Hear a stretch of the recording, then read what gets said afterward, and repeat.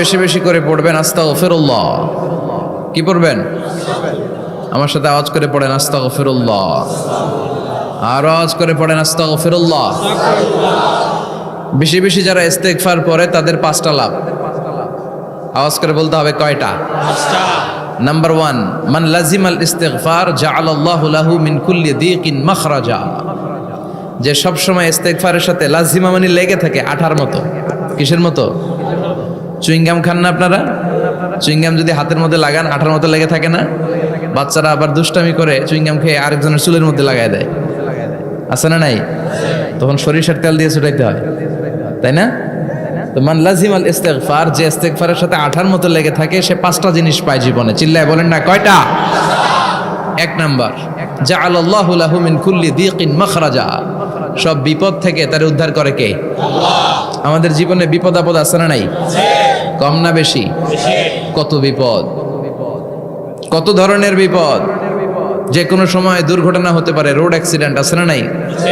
যে কোনো সময় গুম হয়ে যেতে পারেন, আপনারা খুঁজে পাবেন আপনার স্বজনরা। যে কোনো সময় ক্রস ফায়ারের মধ্যে পড়তে পারেন, ঠিক কি না? যে কোনো সময় বজ্রপাতে আপনি নিহত হতে পারেন, ভূমিকম্পের মাঝখানে পড়তে পারেন, দুজন কোবাকবি লাগছে আপনি মাঝখানে, হইতে পারে না? জাআলাল্লাহু লাহু মিন কুল্লি দীকিন মাখরাজা। এরকম সব ধরনের বিপদ থেকে তারে রক্ষা করবে কে? আল্লাহ।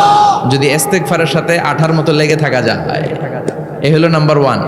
নাম্বার 2, ওমিন কুল্লি হাম্মিন ফারাজা।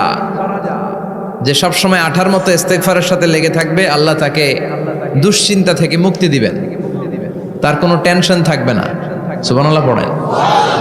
আমাদের জীবনে টেনশন আছে না নাই? জীবন নিয়ে টেনশন, মরণ নিয়ে টেনশন, ক্যারিয়ার নিয়ে টেনশন, বাড়ি ভাড়ার টেনশন, বিদ্যুৎ বিলের দাম বেড়ে যাচ্ছে টেনশন, ঘরের মধ্যে শান্তি নাই টেনশন, দ্রব্যের দাম বাড়তেছে, বেতন কমতেছে টেনশন, ঠিক কি না? এই টেনশন থেকে আপনাকে মুক্ত রাখবে কে? আল্লাহ। নাম্বার 3, ওয়ায়ারযুকহু মিন হাইসু লা ইয়াহতাসিব। এমন জায়গা থেকে আল্লাহ আপনাকে রিজিকের ব্যবস্থা করবে আপনি কল্পনাই করতে পারবেন না। রিজিক দেওয়ার মালিক কে? কেউ যেটা পারে না, পারে কে? এমন জায়গা থেকে তিনি রিজিক দিবেন আপনি কল্পনাই করতে পারেন না। আপনি হিসাবই করেন না যে এখান থেকে কিছু রিজিক আমি পাবো, কিন্তু আল্লাহ ব্যবস্থা করে দিয়েছে। সুবহানাল্লাহ পড়েন। 4 নাম্বার, যতক্ষণ ইস্তিগফারের সাথে আঠার মতো লেগে থাকবেন আল্লাহর কোনো শাস্তি আপনার উপর আসবে না। ওমা কানা আল্লাহু মুআযযিবাহুম ওয়া হুম ইস্তাগফিরুন। যতক্ষণ আপনি ইস্তিগফার পড়বেন আল্লাহর আযাব আপনারে পাকড়াও করবে না। 5 নাম্বার হচ্ছে আল্লাহ আপনাকে মুস্তাজাবুদ দাওয়া বানিয়ে দিবে।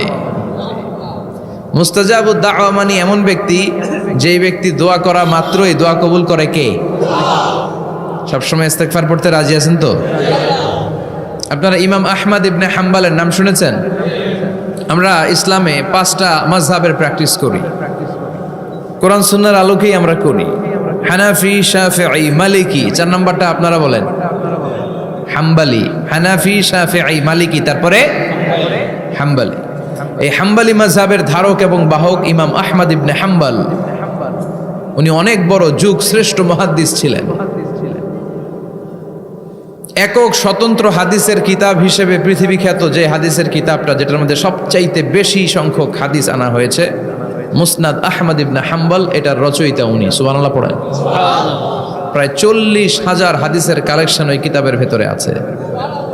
এই হাদিস কালেকশনের জন্য ইমাম আহমদ ইবনে হাম্বল বছরের পর বছর, যুগের পর যুগ, শহর থেকে গ্রাম, গ্রাম থেকে শহর চষে বেরিয়েছেন। ওনার শেষ জীবনটা উনি হাদিস সংগ্রহের কাজে ব্যয় করেছেন। একবার এক সফরে তিনি রাত্রিবেলা বেরোলেন। ইস্তিগফার পড়লে যে কি করে মানুষ মুস্তাজাবুদ দাওয়া হয় শুনেন। রাত্রিবেলা সফরে তিনি বেরোলেন, হাদিস সংগ্রহের সফর। পথিমধ্যে এক মসজিদে মাগরিবের নামাজ পড়লেন, এশার নামাজ পড়লেন। প্রচন্ড শীত, তিনি ভাবলেন আজকের রাতটা মসজিদেই কাটায় দেই, ফজরের সালাত পড়ে তারপরে বেরোবো। ব্যাগ থেকে কাঁথা বের করে তিনি শুয়ে পড়লেন। কিন্তু মসজিদের দারোয়ান এসে বলে, মসজিদে তো থাকা যাবে না, আপনি বের হন। ইমাম আহমদ ইবনে হাম্বল বললেন, আমি বৃদ্ধ মানুষ, প্রচন্ড শীত, কই যাব? আমি ফজরেরও মুসল্লি, ফজর নামাজও এই মসজিদে পড়বো, আমারে বাজান তুমি থাকতে দাও। দারোয়ান বলেন, নো, থাকা যাবে না, মসজিদে থাকা যাবে না, বের হন, না হলে গাঠটি সহ বের করে দেবে। চিনে নাই এটা যে ইমাম আহমদ ইবনে হাম্বল, সে বুঝতে পারে নাই। তো দারোয়ানের সাথে সুবিধা করতে না পেরে ইমাম আহমদ ইবনে হাম্বল ব্যাগ নিয়ে বেরোয় গেলেন। প্রচন্ড শীত, কাঁপছেন। হঠাৎ দেখে সামনে এক বাজার, ওই বাজারে এক খাব্বাজ বসে আছে। খাব্বাজ মানে রুটি বিক্রেতা। খাব্বাজ মানে যুবক, একজন রুটি বিক্রেতা, রুটি বিক্রি করে। যে যুবককে সালাম দিলেন, আসসালামু আলাইকুম। যুবক পড়লো আলাইকুম আসসালাম। ইমাম আহমদ ইবনে হাম্বল বলল, যুবক, আমি মুসাফির মানুষ, থাকার জায়গা নাই, প্রচন্ড শীত। এই যে তুমি চুলার মধ্যে উনুনে রুটি বানাচ্ছ, আমি যদি তোমার চুলার পাশে বসে রাতটা কাটাই, তোমার কোনো সমস্যা হবে? যুবক বলেন, নো, কোনো সমস্যা নাই। আহলান ওয়া সাহলান ওয়া মারহাবান বিক, খোশ আমদেদ, সুস্বাগতম, আসেন। আপনি আমার চুলার পাশে বসে আগুন পোহালে আমার সমস্যা কি? আসেন আসেন, বসেন, আপনি মুরব্বী মানুষ। ইমাম আহমদ ইবনে হাম্বল আল্লাহর শুকরিয়া করে চুলার পাশে বসে শীতের রাতে চুলা থেকে তাপ নিচ্ছেন, আগুন পোহাচ্ছেন। আর তিনি দেখতে লাগলেন যুবক আটা দিয়ে রুটি বানায় আর পরে আস্তাগফিরুল্লাহ, রুটির খামির বানায় আর পরে আস্তাগফিরুল্লাহ, গোল গোল করে খামির দিয়ে দলা বানিয়ে সাজিয়ে রাখে আর পরে আস্তাগফিরুল্লাহ। রুটি বেলুন দিয়ে বলে এটারে চুলার ভেতরে ঢুকায় আর কি পড়ে আস্তাগফিরুল্লাহ। ক্রেতা আসলে ক্রেতাকে রুটি দেয় আর পরে ক্রেতার হাত থেকে টাকা নিয়ে ক্যাশ বক্সে রাখে আর কি পড়ে। ইমাম আহমদ ইবনে হাম্বল তো অবাক, ঘটনা কি? আসার পর থেকে এই যুবকটারে দেখতেছি খালি পড়ে আস্তাগফিরুল্লাহ আস্তাগফিরুল্লাহ। তিনি কৌতূহল বশত বললেন, যুবক, মা লাকা ইয়া শাব দাইমান তাকরাউনা আস্তাগফিরুল্লাহ। হে যুবক, তোমার ঘটনাটা কি? আসার পর থেকেই তুমি শুধু দেখতেছি পড়তেছো আস্তাগফিরুল্লাহ আস্তাগফিরুল্লাহ, কারণটা কি? যুবক বলে, আমি সবসময় ইস্তেগফারের সাথে আঠার মতো লেগে থাকি, আর লেগে থাকার কারণে এর বরকতে আল্লাহ আমাকে মুস্তাজাবুদ দাওয়া বানিয়ে দিয়েছে। মানে আল্লাহ আমাকে এমন বানিয়েছে যে আমি দোয়া করা মাত্রই আমার দোয়া কবুল করে কে? ইমাম আহমদ ইবনে হাম্বল বললেন, আনতা মুস্তাজাবুদ দাওয়া, তুমি মুস্তাজাবুদ দাওয়া, মানে তুমি দোয়া করলেই সেটা কবুল হয়ে যায়?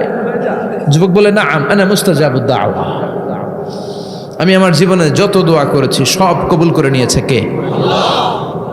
আমি মুস্তাজাবুদ দাওয়া, আমি দোয়া করতে দেরি কবুল হতে সেটা দেরি হয় না। তবে আমার পুরো জীবনের সব দোয়া কবুল হলেও একটা দোয়া এখনো কবুল হয় নাই। এটা শুনে ইমাম আহমদ ইবনে হাম্বলের কৌতূহল, কিউরিসিটি আরো বেড়ে গেল। তিনি বললেন, তোমার জীবনে সব দোয়া কবুল হয়েছে, একটা দোয়া কবুল হয় নাই, কি সেই দোয়া আমারে বলো? যুবক বলে, আমার জীবনে যে দোয়াটা কবুল হয় নাই সেটা হচ্ছে, আমি আল্লাহর কাছে দোয়া করে বলেছিলাম, আল্লাহ, শুনেছি এই জামানার সবচেয়ে বড় মুহাদ্দিসের নাম হচ্ছে ইমাম আহমদ ইবনে হাম্বল, আমি যেন ওই ইমাম আহমদ ইবনে হাম্বলের কপালে একটা চুমু দিয়ে মরতে পারি, তুমি তৌফিক দিও। ইমাম আহমদ ইবনে হাম্বল নিজেকে আর ধরে রাখতে পারলেন না, চোখের পানি ছেড়ে দিলেন। যুবককে জড়িয়ে ধরলেন আর বললেন, ইয়া শাব, আহমদ ইবনে হাম্বলের কপালে চুমু দেওয়ার জন্য আহমদ ইবনে হাম্বলের দরবারে তোমার যাওয়ার দরকার নাই, আহমদ ইবনে হাম্বল নিজেই তোমার দরবারে ছুটে এসেছে। আনাল আহমদ ইবনে হাম্বল, আমি নিজেই আহমদ ইবনে হাম্বল। চিল্লায় পড়েন আল্লাহু আকবার। যুবকটি চিৎকার মেরে সাইয়েদনা আহমদ ইবনে হাম্বলকে জড়িয়ে ধরল। আহমদ ইবনে হাম্বলের হাতে হাত রেখে মুসাফা করলো। আহমদ ইবনে হাম্বলের কপালে একটা চুমু এঁকে দিল আর বলল, ইয়া আহমদ ইবনে হাম্বল, এই ইস্তেগফারের কারণে আমার জীবনের সব দোয়াই কবুল হয়ে গিয়েছে। আপনি সব সময় যদি ইস্তেগফারের সাথে লেগে থাকেন, আপনারে মুস্তাজাবুদ দাওয়া বানাবে কে? আল্লাহ। এজন্য অবসরে যখন কোনো কাজ থাকে না, বেশি বেশি ইস্তেগফার পড়া যাবে না? ইস্তেগফারের সাথে আঠার মতো লেগে থাকা যাবে না?